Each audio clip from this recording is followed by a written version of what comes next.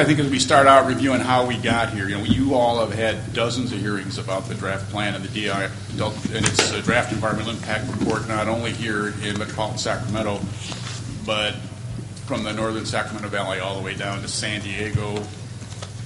We've received written comments from over 250 organizations. They've given us 10,000 specific suggestions on the plan at ZIR, and we've reviewed all of those suggestions that are relevant to the draft Delta plan with you over the last several months. You'll recall that beginning in February, since mid-February, we've had 7 full days of hearings about the most significant revisions that have been proposed to the Delta plan's policies and recommendations. And we've provided you with alternative approaches to responding to comments that suggested revisions to the policies and recommendations, beginning with your review of the Delta Protection Commission's proposal to protect the Delta as a place in its economic sustainability plan.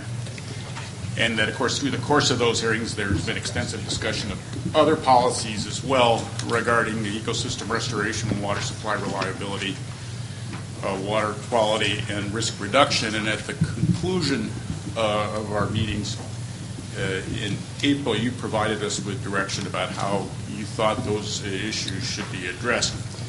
So on May 14th, we released the final staff draft of the plan reflecting the direction you had given us. And at our last hearing, we began the chapter-by-chapter review in late May and completed with you a review of the executive summary in Chapter 1, accepting comments from the public along the way. And the changes that you directed us to incorporate in the final staff draft are among the materials that we distributed to you, in this case, as attachment. Well, now this afternoon and tomorrow, we are hoping we can complete our review of the Delta Plan's 7 remaining chapters, and each has issues that require your attention. We've identified some, and we've listed those in a handout that I believe we call our list of open issues. We've also received many comment letters. Joe said he counted about 50, and I expect there's some folks who signed those letters are in attendance today, and we'll want to remind you of them, and some may be on the panel. And we expect that you'll have other issues that you'll want to bring to our attention as well and discuss. We want to hope today that we can focus on the policies and recommendations of the plan and the key text.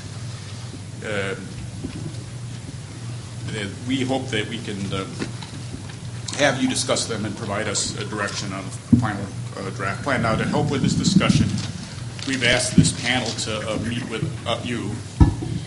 Today we've got Mr. Mark Rentz from the Association of California Water Agencies, Greg Zlotnick from the State and Federal Water Contractors, Carl Wilcox from the Department of Fish and Game, Dale Huffman-Florkey from the Department of Water Resources, Mike Machado from the Delta Protection Commission, as you mentioned, Gary Bobker from the Bay Institute is en route, and then Tom Zuckerman, a stakeholder from within the Delta. Tomorrow morning we'll have a slightly revised panel with Gary Bardini sitting in for Dale and Cynthia Kohler sitting in for Mr. Bobker, and then in the afternoon we have a panel to discuss Chapter 8, the financial plan. These folks are all experts in their fields. They all represent key agencies and stakeholders in the Delta. And I suspect each of them has actually provided comments on the Delta plan that probably came in last night. And they're here not just to offer suggestions on the plan, but to be a resource for you as you consider your review of the remaining chapters of the Delta plan.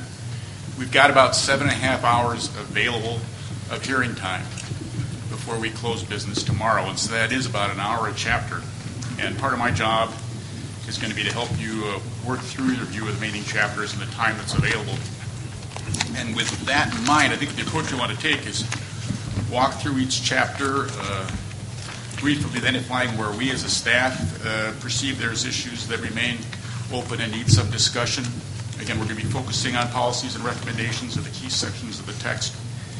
And then we want to turn to the panel and ask them to offer any major comments they may have on the chapter. We've asked folks to limit themselves to 3 to 5 key issues over the course of the 2 days. if each person on this panel spent 3 minutes talking, they would take up 2/3 of the time we have to deal with each chapter. And so we're hoping people... None of them would want to do that. We're hoping people will keep focused on the issues that are really essential to them and leave plenty of time to be available to respond to questions that you may have. We also want to, of course, provide time to receive public comments from those who may wish to testify about each chapter.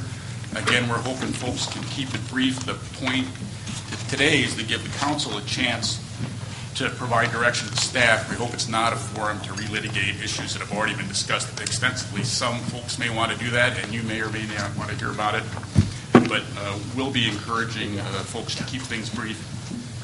And after we've received all of the public comments, we're hoping the council can discuss the issues that have arisen and provide direction to the staff. I have got a schedule that I'll be reminding the chair about. I'm sure we can keep on track through the course of the day, and I'm hoping that we can, for example, complete our discussion of Chapter 2 about 150. All right. With all